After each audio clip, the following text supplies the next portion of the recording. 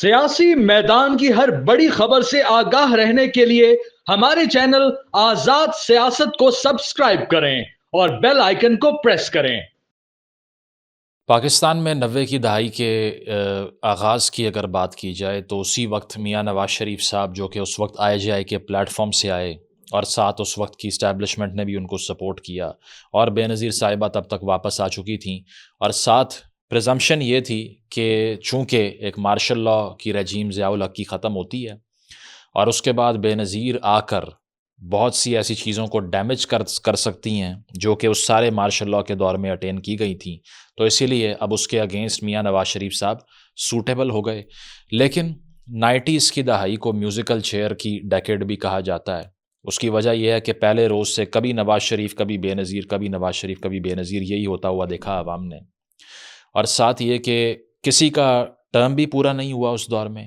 پھر late 90s کے دوران پیپلز پارٹی کے اگینسٹ مقدمات بنوانے کے لیے پی ایم ایل این جو کہ اس وقت تک مسلم لیگ نواز بن چکی تھی، اس کی طرف سے مقدمے بازیاں، احتساب بیورو کا استعمال، وہ سب بھی ہونا شروع ہو گیا۔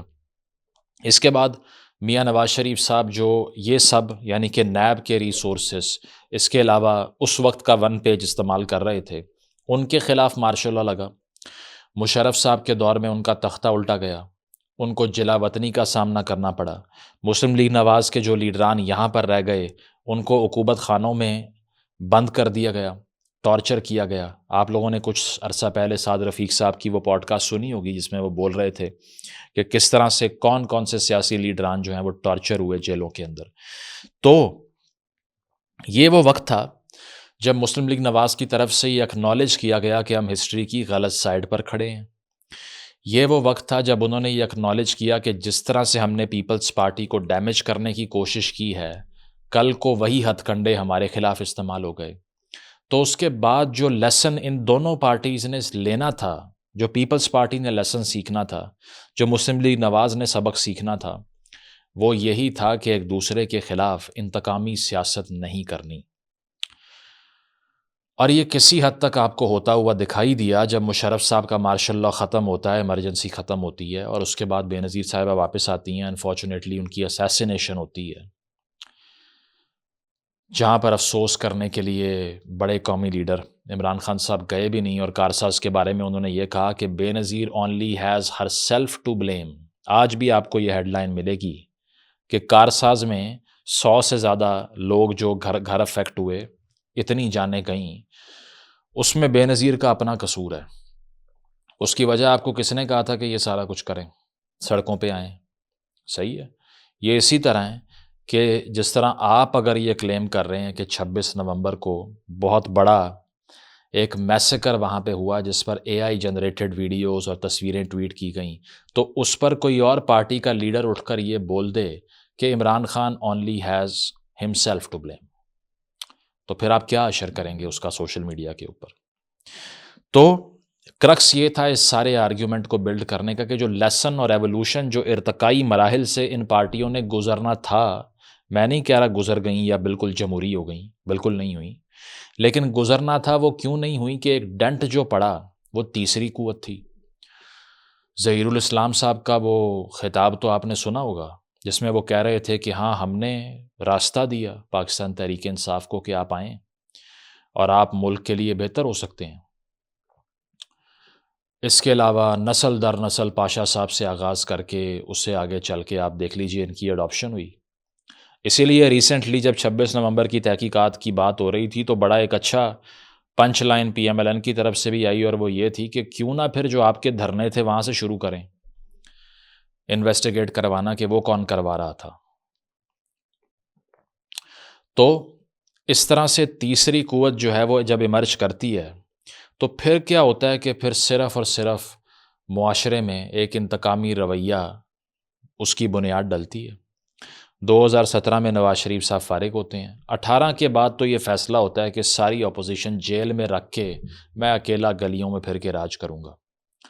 پوڈ کاسٹ کے اوپر جا کے جناب نے فرمایا کہ فیض حمید صاحب تو میرے آنکھیں اور کان تھے، انہی کے ذریعے تو میں دیکھتا اور سنتا تھا، انہی نے تو مجھے بتانا تھا کہ کس طرح سے نون لیگ کا کوئی ایک بندہ بھی سڑک پہ نظر نہ آئے، سارے جیل میں نظر آئیں۔ جب ان کو ہی نکال دیا تو میں نے کہا کہ یہ تو نہیں ہو سکتا. تو انفارچونیٹلی ہمیں جو جمہوری تحریک بھی اب ملی ہے نا، وہ بھی اتنی جعلی ہے کہ اس کی بیسس صرف یہ ہیں. جہاں سے پہلی لڑائی کا آغاز ہوا، پہلی لڑائی وہ یہ نہیں تھی جس طرح سے میاں نواز شریف نے ڈان لیگز کروا کے یہ کہا کہ جی سویلین کا کام ہے یہ فیصلے لینا، آپ کیوں لے رہے ہیں، یا اور چیزوں پہ پڈا ڈال لیا اس نے. یہاں پر خان صاحب کی لڑائی یہ تھی کہ D G I S I وہ والا کیوں نہیں مجھے دیا جو کہ آئی بیڈلی نیڈیڈ اینڈ وانٹڈ. تو یہاں سے جمہوریت کی لڑائی کا آغاز ہوا، اور اب وہ اس مرحلے تک پہنچ چکی ہے کہ پی ایم ایل این ہو، پیپلز پارٹی ہو، صحافیوں کے طبقے، وکلاء کے طبقے ہوں، سول سوسائٹی ہو، سب کو علم ہے کہ غصہ، اینگر اور فرسٹریشن کے جذبات کو یہ اتنا اوپر لے گئے ہیں کہ اب یا یہ نہیں ہے یا ہم نہیں ہیں. بھٹو صاحب نے بھی یہی کیا تھا نا کہ انہوں نے صرف یہ بولا جب ضیاء نے ایک اسپیسیفک پیریڈ آف ٹائم کے لیے بھٹو صاحب کو چھوڑ دیا تو مری میں ایک اجلاس سے خطاب کے بعد انہوں نے پھر بولا کہ آرٹیکل 6 تو بھائی میں نے رکھوایا ہی تمہارے لیے. تو پھر لوگوں نے کہا کہ ایک قبر ہے اس میں یا ضیاء جائے گا یا بھٹو جائے گا، تو چلا کون گیا؟ بھٹو گیا. پالیٹکس آرٹ ہی اس چیز کی ہے کہ وائلنس کے علاوہ آلٹرنیٹیو ڈھونڈے جائیں، ادروائز تو پھر آپ صرف ملیشیا بنا لیں. لیکن جب آپ غصے کو معاشرے کے اندر بہت زیادہ بڑھا دیتے ہیں نا، جب ایز اے پرائم منسٹر آپ نے کوئی دن نہیں چھوڑا جس میں آپ نے وہ چور ڈاکو لفافے یا 2 نمبر یا میسوجنس ریمارکس نہیں دیے یا طالبان کی محبت میں پھول نچھاور نہیں کیے ان کے اوپر، کوئی دن نہیں گزرنے دیا، تو اب باقی سارے اتنے انفیوریٹ، اتنے انسیکیور، پیرانوائڈ، اور ساتھ ساتھ یہ کہ اتنے خوفزدہ ہو چکے ہیں کہ انہیں علم ہے کہ یہ واپس آئے جناب تو ہم سارے جیلوں میں ہوں گے. تو یہ اب جیلوں میں میوزیکل چیئر چلتی ہے پاکستان کے اندر. پاکستان میں اب یہ ہے کہ یا وزیر اعظم یا سیدھا جیل، درمیان میں کچھ نہیں ہے. شہباز شریف صاحب کو دیکھ لیں، دیکھیں نا، صاف پانی کا کیس اور یہ سارے آشیانہ کیس، ٹھیک ہے، سب میں ایکویٹل ہو گئے، وہاں سے اٹھا کے سیدھا وزارت عظمیٰ کی کرسی پہ. خان صاحب کو دیکھ لیں، وزارت عظمیٰ کی کرسی سے سیدھا اٹھ کے اڈیالہ جیل میں. یہی نواز شریف صاحب کا حال ہوا. لیسن آپ نے کیا لینا تھا ایوولوشن کے لیے؟ وہ یہ لینا تھا کہ آپ ان الائنسز کو سپورٹ کریں جو تیسری قوت بن کے آپ ڈیموکریٹک کنسولیڈیشن کے خلاف استعمال ہو گئے، اس سے باہر آ جائیں. لیکن آپ نے پھر بھی خط لکھا تو آرمی چیف کو لکھا اور عوام کو کیا بتایا کہ سڑکوں پہ آ کے پریشر ایگزرٹ کر کے ہم اپنی حکومت واپس لے لیں گے. اب آج کی اپڈیٹ یہ ہے کہ اپوزیشن کا ایک گرینڈ الائنس بنتا ہے اور اس کا ایک نجی ہوٹل میں اجلاس ہونے لگتا ہے تو تالے لگ جاتے ہیں وہاں پہ. پہلے تو میں اس کو کنڈیم کروں گا، اس کی وجہ یہ ہے کہ آپ پہلے دیکھ تو لیں کتنی کو طاقت ہے وہاں پہ. ایک مولانا کو منانا ہے آپ نے، باقی سارا وہ سیٹ اپ ہے ٹوتھ لیس ہے،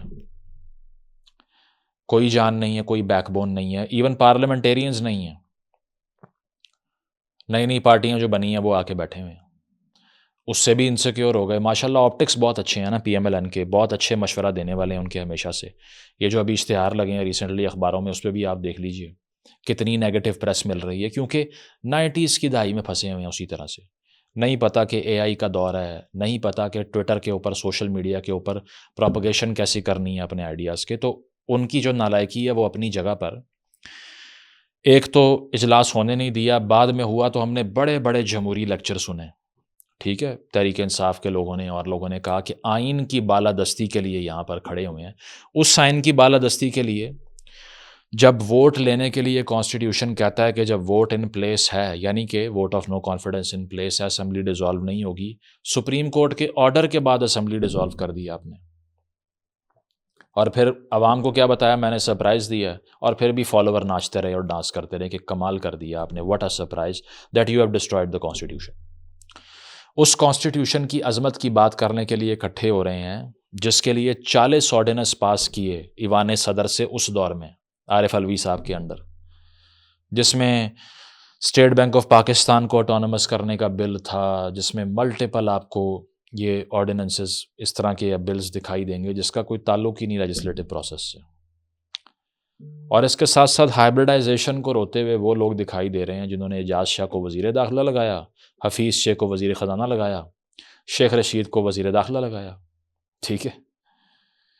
تو میرے نزدیک سب سے بڑا کرائسس یہ نہیں ہے کہ ان تمام انسٹیٹیوشن سے لوگوں کا اعتماد اٹھتا جا رہا ہے، بلکہ وہ یہ ہے کہ اعتماد بحال کرانے کے لیے جو تحریک چلا رہے ہیں وہ جو سسٹم کو ابیوز کر رہے ہیں اس سے بھی زیادہ جعلی ہیں۔